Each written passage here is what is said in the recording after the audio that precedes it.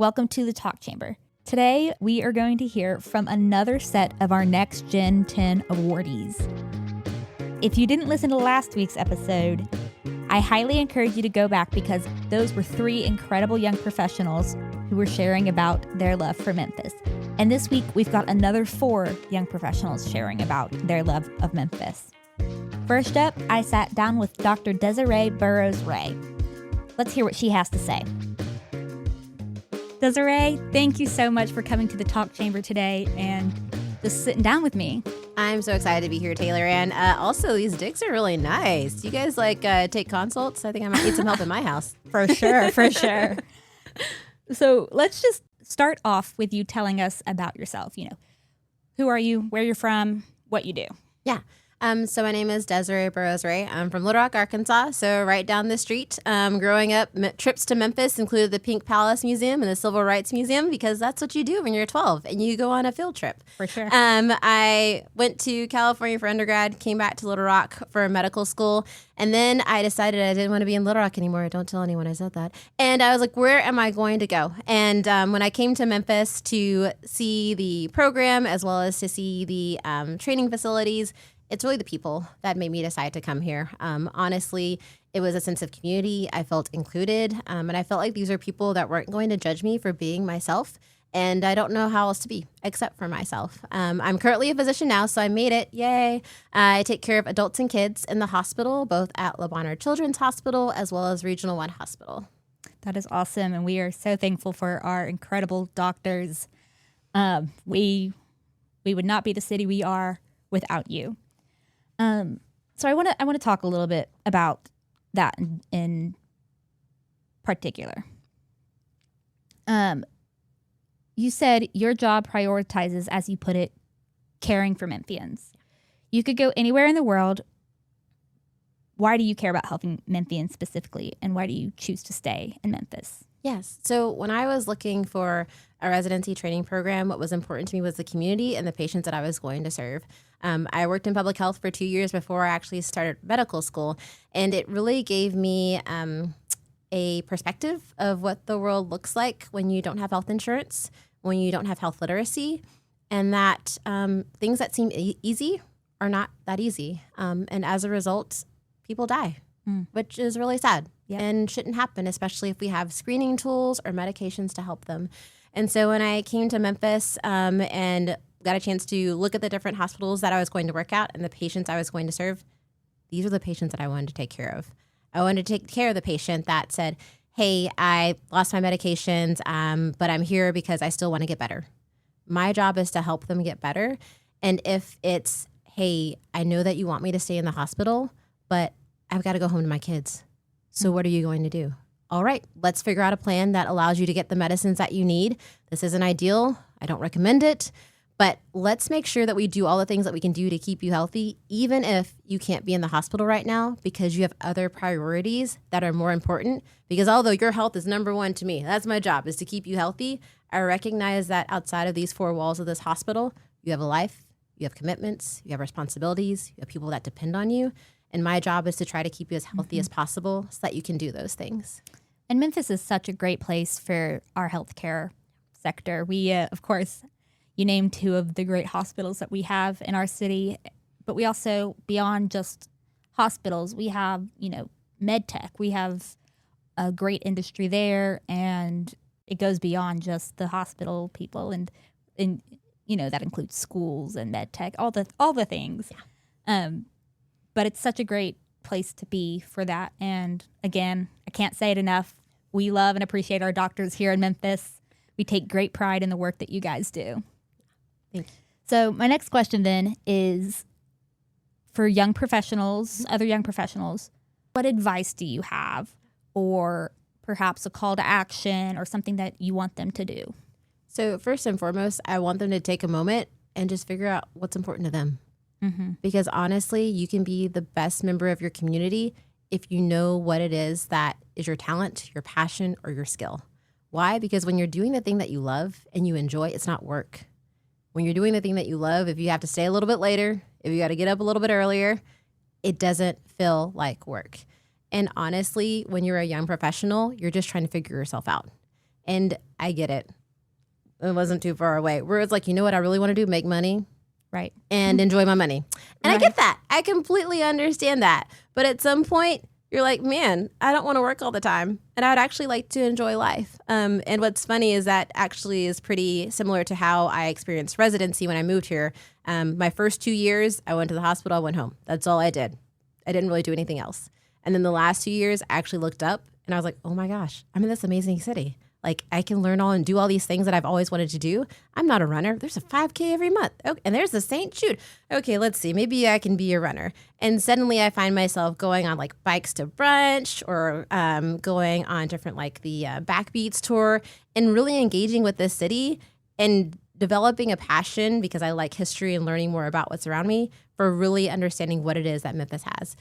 I say this all the time to people that you need to be a tourist in your own city. Yes. I'm a born and raised Memphian. So for me, I have lived here all this time. I don't visit Memphis. I don't just take trips to the Pink Palace and to the National Civil Rights Museum. Yeah. I mean, I did do that in school, but that's not an everyday occurrence. I don't come here for that purpose. Yeah. I'm here because I live here and I love the city. But it's important for Memphians to get out and see the city. We've got, of course, National Civil Rights Museum, the Pink Palace. We've got the Brooks Museum of Art. Yes. We have the Orpheum. We have the Grizzlies. We have Sun Studio. We have Stax. We have all of these incredible things. We've got that pedestrian bridge across the river. It's one of my favorite things, not going to lie. It's so cool. We have Graceland. Like, you have to go and do those things, even though you're like, ugh, this is such a touristy thing. Whatever. Whatever. I think it is crucial that you know and understand your city on a level that is past and present so that you can look towards that future. I completely agree. And to be fair, I might have had a bit of an advantage because people would come to visit me and I was like, oh my gosh, we should totally do a touristy thing just because you're here and not because I actually want to do this thing, but let me show you Memphis. And I feel like that also gave me an excuse to explore Memphis and try new things. And honestly, I developed my Memphis bucket list. And that was kind of what I looked to whenever it was like, what am I going to do? Oh, let's go salsa dancing at the Rumba Room and take some salsa lessons. Or if it's let's go to an escape room and try to escape. So I just feel like there were so many different things I got a chance to explore when people would come and visit me. So no matter how you do it, get out in the city and see it from a lens of you're here to explore, not from a I live here, I pass by this place all the time kind of thing. I just cannot stress that enough. So we talked a second about, the future. And so I want to wrap up with the question of what are your hopes for the future of Memphis? My hopes for the future of Memphis is to continue to attract people that are drawn to a place that is accepting and welcoming and is truly geared towards one goal and one mission, which is to be proud of the city that they're a part of. Honestly, I think it's very, as someone who's lived in different cities and been different places, it's not very common to find a place where people have so much pride for where they live, but they're also inclusive of people that are not originally a part of that.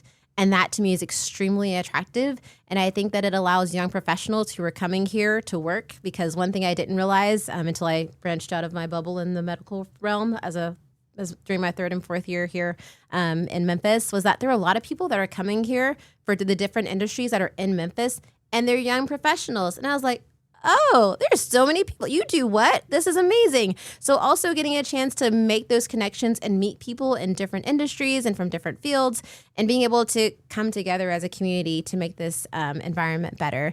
And honestly, creating a space that allows us to grow and to exceed our own expectations and our own wildest dreams. I have a daughter, and it's just exciting to have her in a place where we can go to a festival, we can go to the Children's Museum, we can go to any of these parks. There are just so many different opportunities and places that I can go with her, which is really nice, because when you add a 3rd person to the party, you don't realize that suddenly you have to consider of, can I take my child here or not? And in Memphis, I don't feel like I have to make those sacrifices as much. Yeah, I mean, it's interesting that you said that, we are accepting, and to people who may not be from the city, you'll go to a lot of major cities in our country, and if you're a transplant, you're a transplant. Like, oh, we don't know if we can, we don't know if we can accept you and integrate you into our society. Yep. But I like that you have that perspective of you came here and were accepted here. As, of course, somebody who lives here, I'm on the other side of that coin. That you are somebody who came here, chose here, and was just quickly taken by Memphis. No, very much so. And I used to joke within like the first 5 years that I was striving to be an honorary Memphian. And then I met my husband, I married him, and I had a daughter. So now I've married a Memphian, given birth to a Memphian. So I feel like I've pretty much secured that status now. So I'm really proud of myself. I also have my Bane jersey because I'm still sad that he got traded. But that's okay. Another day, another podcast. Right. As a Memphian, I will officially dub you a Memphian. There is no need for you to say honorary anymore. I appreciate that. I'm going to let my husband know. We're official. Awesome. Thanks for joining me today. Thanks so much, Taylor, and this is great. Desiree gave us some really great insights today, but one of the biggest ones was that we all need to know our talents, our passions, and our skills so that we can use those and be the best for this community. Next up, we have Hannah Leon. Hannah, thank you so much for coming on to the podcast today. Thank you so much for having me. Let's just get started with you telling us a little bit about yourself. Where are you from? How you ended up in Memphis? That kind of stuff. So I'm originally from Jackson, Tennessee, so not too far from Memphis. I've grown up coming to Memphis for many things, but I moved to Memphis in May of 2022, so I've been here a little over 3.5 years. Yeah. Awesome. And what do you do? I work at Orion Financial as a special projects manager. And can you tell us about some of those projects and some of those things that you do? Yeah. So a lot of my day is looking into innovation around our branches, the look and feel of that. So dealing with a lot of construction, honestly. And we also have a lot of initiatives around Spanish banking and things like that. Something that you mentioned in your submission for the award was, and I found this to be very unique, was that you have a passion for expanding access to inclusive banking and financial literacy. How can we as a society accomplish this? Why is it important? And then why are you passionate about it? I know that was like a 3-part question. But No, that's a really good question. So I think it's really important because a lot of times people don't realize that their financial stability and literacy really impacts their overall well-being. And so it's not just going to the doctor to get a checkup, but also having a financial institution that can do the same for you. So that's really important to me. And I think I'm passionate around it just because in Memphis, I've seen such a need for it. And so I've really enjoyed getting to work with a lot of schools and communities around this initiative. I love that. And can we back up for a moment? I want to know, why did you choose Memphis? So I really didn't choose Memphis. Memphis kind of chose us. So my husband got into dental school here. Okay. And so we moved for him to come to school. And we heard so many things about Memphis, which, like I said, we grew up coming to Memphis. And we've grown to love it so much, which is really fun. That's awesome. And for other young professionals out there, what advice or a call to action do you have for them? I would say just get involved where you can and find something to be passionate about. Memphis is really welcoming and it's really great. And the more you make of it, the more it's going to love you. So just getting involved, even if you don't have a friend to go to an event, just show up. Awesome. My last question for you is, what is your vision or hope for the future of Memphis? What do you see when you close your eyes and you think about Memphis in the future? I think just the overall community coming together more. I think we live in really divisive times, and I think just everyone coming together and supporting a greater Memphis. How do you think that we can do that? In what ways do you think we can come together? I think Memphis is unique in that it has a lot of nonprofits and a lot of community partners that are actively working towards that. So just supporting, I guess I would just say supporting the people who are actively working towards that. Yeah. So supporting those people who are seeking to make Memphis greater already, joining in, getting involved, and those kinds of things. All right. Hannah, thanks so much for joining me. Thank you so much. One thing that I want all of us to take away from what Hannah said today was that we need to come together and support a greater Memphis. Think about that for a second. It's going to take our teamwork to make Memphis greater. Now let's hear from Romanethia Green. Romanethia, I'm so glad you're here. Thank you so much for sitting down with me and coming on to the podcast. Thank you for having me. Why don't you tell us about yourself, where you're from, how you ended up in here, what you do? I am Romanethia Green. I am the Chief Operating Officer of Top Cat Masonry Contractors. We're a family-owned and operated company. We celebrate 28 years in business in October, and I am a native Memphian. That is awesome. What do you guys do at Top Cat? We are a licensed general contractor, licensed in Tennessee, Mississippi, and Arkansas. We specialize in masonry, though, so that's brick, block, rock, stone, precast, glass block for commercial and industrial industries. And what is your role there? Chief Operating Officer. So I do pretty much whatever needs to be done. All right. You said you're a born and raised Memphian, but why did you choose to stay in Memphis? Well, this is where most of the people that I love and hold dear to my heart are. My family's here, and if I was going to go and work for anyone and build a brand, I figured why not come back home and help my company, my family's company. Yeah, for sure. You could go anywhere in the world, but why do you care about helping the Memphians specifically?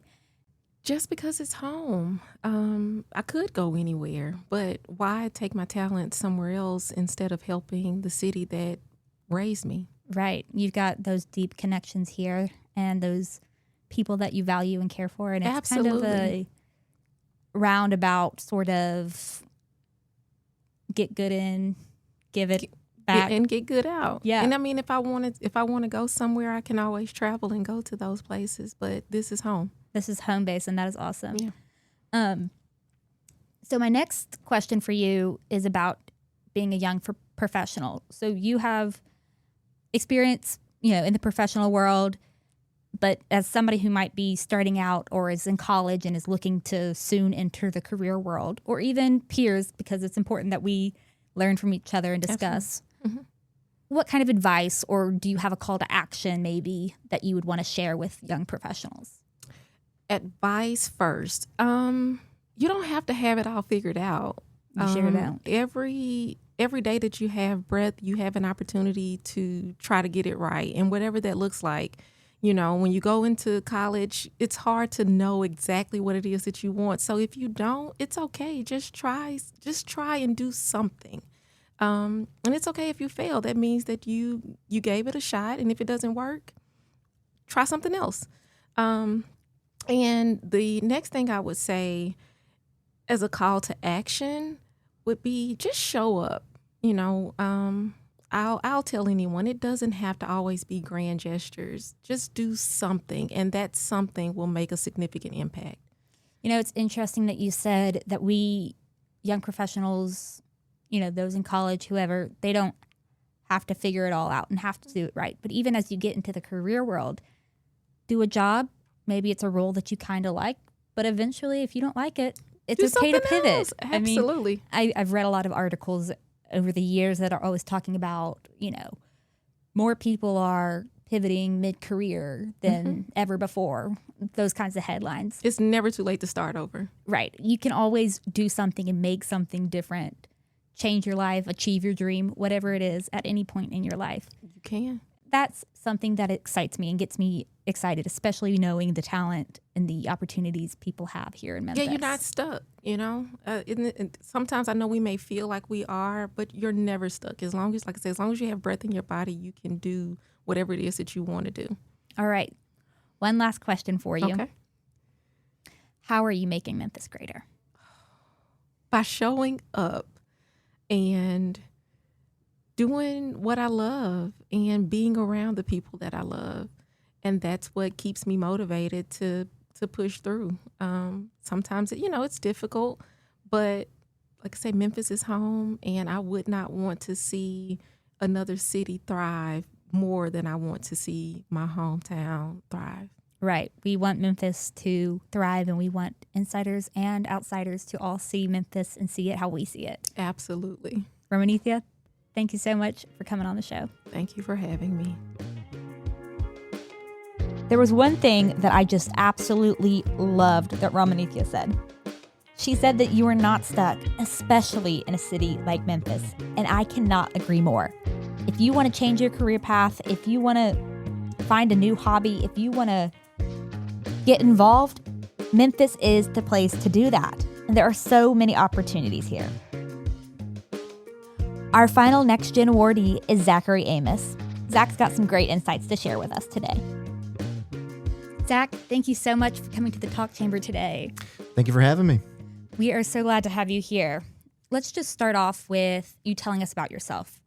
Who you are, where you're from, how you got to Memphis, that kind of thing. Well, my name is Zach Amos. I'm the Associate Director of Advocacy and Public Policy at Habitat for Humanity of Greater Memphis. I am proud to say, born and raised Memphian. I did grow up in the suburbs. Went to college at the University of Missouri, studied journalism. And I think like very many Memphians, I had a period of leaving Memphis and then coming back. Now, my departure included, I unexpectedly worked in politics for about 4 years, traveling around the country, living in states like Iowa, South Carolina, Nevada, Florida, a whole bunch of different places. And after working in politics for a while, you realize that when your impact is just whether or not somebody gets elected, whether they win or not, it feels a little hollow sometimes. And I came back wanting to really impact people's lives on a very tangible level. I thought that would be more rewarding for me, and more rewarding for the people that I would serve. And how do you make an impact these days? It's really through advocacy. Habitat for Humanity, we are one of the bigger affordable housing nonprofits in the city of Memphis. We are solely focused on affordable home ownership. The way that we make our homes affordable for Memphians is by providing a 0% interest mortgage. My wife and I, we bought a home 3 years ago with a much higher interest rate. And so, our 0% interest mortgage saves our home buyers about $200,000 over the life of the mortgage. So it's the impact in that way in particular in my professional life. Personally, I'm really proud. For about 3 to 4 years now, I've volunteered at Sukasa Family Ministries here in Memphis as a English as a second language teacher. And I tell my wife, it is the best part of my week because I get to build relationships with people who are really wanting to be a part of the great experiment that is Memphis. Right. And why do you choose Memphis? Choose to live here, work here, hang out here? Why Memphis? Well, outside of just being where I was born and raised, I think this is a great place to raise a family. This is a great place to Memphis is a city where if you provide that effort, you're going to get as much out of it as you put in. And that's not like a lot of other communities and a lot of other cities in this country. And a lot of other places, you're going to get wrapped up in, local politics, or you're going to get wrapped up in kind of entrenched systems. But in Memphis, you have an opportunity to make it for yourself. And I think that's what keeps me here in Memphis. It's a relatively low cost of living city compared to others around the country. For sure.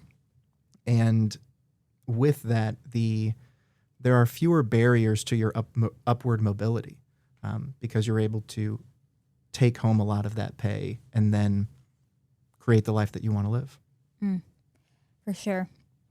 And kind of talking about the life that you want to live, you said something that I thought was really powerful in your application. You said, Memphis needs leaders who see our community as it is today and imagine what it can be tomorrow. Can you expand on that? Yeah, I think about this a lot, where I think myself and everybody who's listening to the show and everyone who's not listening to the show we're all gardeners who have stumbled upon a flower bed. And we don't know what seeds are in the ground. But we see a couple plants that are sticking up out of the ground, and we can kind of get a sense of what the garden looks like right now. But it's still all of our responsibility to tend to that garden, right? To water it, to fertilize it, because we don't necessarily know what's going to come out of the ground, and that's really exciting. Now, as gardeners, as stewards of our own communities, we have the opportunity to shape collectively what that is going to look like. And to me, that is ultimately going to look like a incredible array of flowers, fruits, vegetables, vines, all these different things that is incredibly resilient and self-sustaining. Outside doubters can't have a gust of wind that blows us down, and inside detractors won't be able to tear us in from the inside. So I think, to me, that is the vision that we need to have as Memphis, is that ain't nobody got us but us. Right. And we can build the community that we want. That's a really great analogy and visual picture of how we need to be as Memphians and how we need to act. Why do you care about Memphis so much? Why do you want to build the future of Memphis? Well, I care because my life was shaped by the city of Memphis. And even though I grew up in the suburbs do not exist without the city of Memphis. Right. And being able to learn a lot about, planning and politics and all these sort of things, our communities are only going to succeed if Memphis succeeds itself. And to me, there are so many people, there's so much talent, there are so many ideas right here in the city of Memphis that if we are able to nurture them and we are able to give them economic, social, civic resources, there's going to be some great innovation that comes out of the city of Memphis. And to me, that's really, really exciting. I'm lucky enough that, being someone who is from here, I feel like I have a certain knowledge of how to get about town and how to, and how to do things here. And so I think my time is best served in this community that I call my own. Right. That's awesome. What is your advice, or perhaps a call to action for other young professionals in Memphis? My call to action would be meet one new neighbor a week. I think it is so easy nowadays to get trapped in our social media silos with people who you already know, who think the same way that you do, and who are going to reinforce all of the opinions that you already have. There is somebody in your community right now that could challenge you and help you grow, and they live 2 houses down or on a different floor of your building. That's a really great call to action, is to meet somebody, meet your neighbors. Yeah, and I think I've been not great at it thus far. It was one of my New Year's resolutions this year. Right. And I am happy to say that I have met Barbara and Pat, 2 older women who live in my neighborhood, and my dog loves these 2 women very, very much. And, and again, like, to me, when we are building strong community, it makes us happier, it makes us more connected, and it actually, strong communities bounce back from natural disasters much more quickly. Yes. Than communities that are not connected. So there obviously is an intrinsic personal benefit. There's also a collective community benefit to simply knowing your neighbors, because community can move much faster than government, much faster than other resources. It sure does. And I have said this on a different episode before, but I think what makes Memphis really unique is the people here, what we do, how we care, who we are. And it's just that community and that culture that can be one of our greatest benefits. So before we wrap up, I've got one last question for you. It is, what is your vision for a future Memphis? When you think of Memphis, what do you see? I see a city that has overcome challenges. There are challenges throughout our city's history, some that I didn't necessarily learn about in school. And I think the story of Memphis is one of constantly overcoming challenges of the past, of the present, and of the future. Right now, speaking from a housing perspective, over half of Memphians are renters. Mm-hmm. And over half of those renters spend at least 30% of their income or more on housing. What I hope to see is Memphis as a city that is able to give everybody the best start for their own individual lives. That's going to take a lot of work. It's not just government policy. it's community strength, and it is entrepreneurship and business growth in our communities. But to me, I would love to see a Memphis where everybody has the opportunity to be the best version of themselves as they define it. That's awesome. Zach, thank you so much for sitting down with me today. Thank you very much. Happy to be here. Zach is someone who really sees what the future for Memphis looks like. So here's what I want you to take away from him. Memphis is a place that you can make. So go out there and make it your own.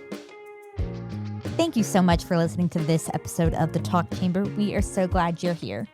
If you enjoyed this episode or learned a valuable piece of information, feel free to share this episode with a friend or even a colleague. Subscribe to The Talk Chamber to keep up with the latest on the Chamber, economic development, and all things Memphis. Follow us on social media at Memphis Chamber, and we'll see you next time.